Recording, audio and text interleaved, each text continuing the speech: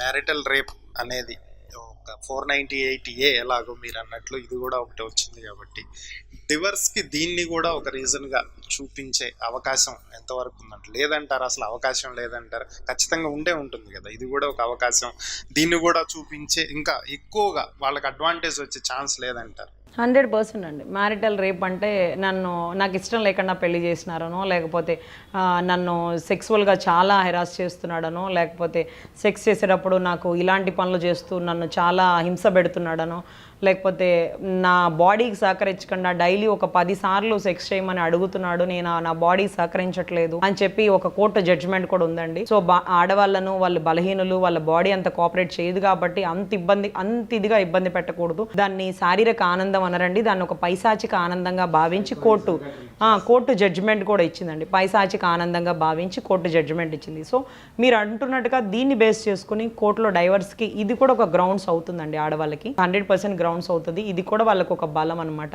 సెక్సువల్గా ఇలా హెరాస్ చేశారు, marital rape case కూడా పెట్టినాను, అదే రకంగా డీవీసీకి వేసినాను, అదే రకంగా ఇలా ఇల్లీగల్ కాంటాక్ట్స్ ఇంకొక వాళ్ళతో పెట్టుకొని ఇబ్బంది పెడుతున్నాడు అనేసి. అప్పుడు కోర్టులో ఒక అతను చెప్పినాడండి, అంటే ఈ డిస్కషన్ మధ్యలో పక్క ఆవిడ దగ్గరికి వెళ్ళి చేస్తే తప్పు, మావిడికి దగ్గర చేస్తే కూడా తప్ప అని నాకు ఇప్పుడు దాకా తెలియదండి. ఇప్పుడు నేను పక్క ఆవిడ దగ్గరికి వెళ్ళి చేయాలా, మావిడి దగ్గర చేయాలా, ఇద్దరిలో ఎవరు ఒప్పుకుంటే చేయాలి, నేను అసలు పనికి వస్తానా పనికిరానా, అసలు చెయ్యాలా వద్దా అనే ఒక ఆబ్లిగేషన్కి పెట్టారు. అక్కడ జడ్జి గారు కూడా చాలాసేపు నవ్వేశారు. ఏంట్రా బాబు నువ్వు అడుగుతుందంటే, లేదు సార్, ఈ మ్యారిటల్ రేపు ఎప్పటి నుంచో ఉందండి, మనం ఇప్పుడే ప్రాచుర్యంలోకి వచ్చింది కాబట్టి ఆవిడ పెళ్ళాక నన్ను హెరాస్ చేస్తామంటుంది. ఆ పెళ్ళాక ఆమెను హెరాస్ చేయక పక్కింటి ఆమెను హెరాస్ చేస్తారా అండి చెప్పండి? పక్కింటి ఆవిడ దగ్గర పోతే అదొక పెద్ద తప్పు, ఈవిడ దగ్గరకు వస్తే ఇది కూడా ఒక తప్పు. ఆవిడకి ఓకే అనిపించినప్పుడే రావాలంట, మనంతటా మనం పిలవకూడదంట, మనంతటా మనం పక్కింటామని పిలవకుండా ఈవని పిలవకుండా మేము ఇంకా ఆకాశంలో చుక్కలు లెక్కెట్టాలా?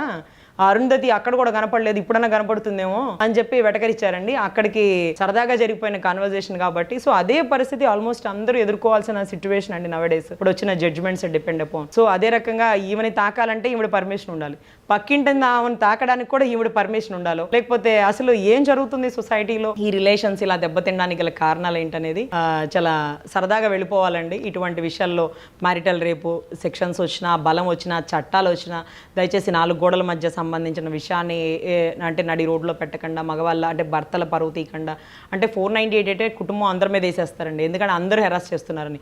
రేప్ అంటే ఒకటే చేయాలి కాబట్టి అది ఒక భర్త మీదే వేసేస్తున్నారు పాపం. ఆ భర్త 4 గోడల మధ్య నేను అసలు ఆమెను అడగనే లేదండి, నా కర్మకు అసలు నా పరిస్థితి అలా లేదండి అంటే, లేదండి వాడు అడిగాడు, నాకు ఇష్టం లేకుండా అడిగారు అని చెప్పి అవి కూడా అప్పటికి 12-14 కేసులు కూడా వచ్చేసినాయండి.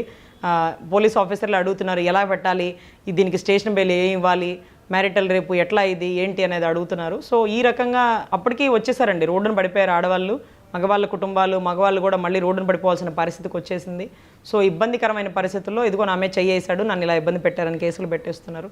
సో ఇంకా మనం ఏమీ చేయలేని పరిస్థితి అండి. సో ఇద్దరి మధ్య అండర్స్టాండింగ్ ఉంటే, అమ్మా ఓకేనా, పర్లేదా, ఓకే డన్, అమ్మా నాట్ ఓకేనా, ఓకే అంటే ముందే చెప్పమ్మా, బయట హాల్లో పడుకుంటాను, పొరపాటున లోపలికి వచ్చాక మళ్ళీ నువ్వు కేసు గీసు అంటే చాలా కష్టమైపోతుంది అనే పరిస్థితికి వచ్చిందండి. సో ఖచ్చితంగా ఇటువంటి విషయాలని కన్సిడర్ చేయొచ్చు, డైవర్స్కి కూడా ఇది ఒక గ్రౌండ్స్ అవుతుందండి. దీనికి శిక్షలు ఏ విధంగా ఉంటాయి? అసలు ఇది శిక్షలా అంటే అసలు ఇక మగవాళ్ళు తన్నేలాగా ఉన్నారండి బాబు. అసలు ఇక మేము ఏం చేయాలి, మా పరిస్థితి ఏంటి, మేము కూడా కోర్టును ఆశ్రయిస్తాం. అసలు భార్య మీద చెయ్యేసి భార్యని కదిలిస్తే అదొక తప్పు, దానికి మీరు ఉరి తీసేయండి పర్లేదు. వీళ్ళ దగ్గర కంటే జైల్లో ఉండడం కరెక్ట్ అంటున్నారండి.